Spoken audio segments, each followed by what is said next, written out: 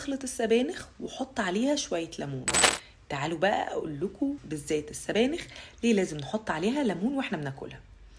عايزة افرق لكم ما بين انواع البروتين. في بروتين حيواني وفي بروتين نباتي. البروتين الحيواني بيبقى فيه حديد، والبروتين النباتي برضو بيبقى فيه حديد. بس البروتين الحيواني اللي بيبقى فيه حديد بيبقى الامتصاص بتاعه سهل ومش بيتعطل بأي حاجة في الجسم. أما المشكلة في الحديد اللي بيجي من البلانت بيزد دي بتبقى ليه مشكلة كبيرة، ان امتصاصه بيتعطل بحاجات كتيرة جدا، فبالتالي ممكن تاكل كيلو سبانخ وما تستفدش منه خالص.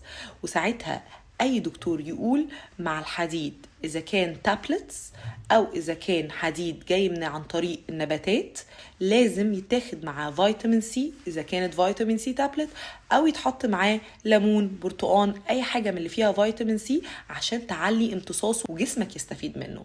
عشان كده مش اوبشن ليك تماما انك تزود ليمون على السبانخ عشان تستفيد من كل الحديد اللي موجود فيه.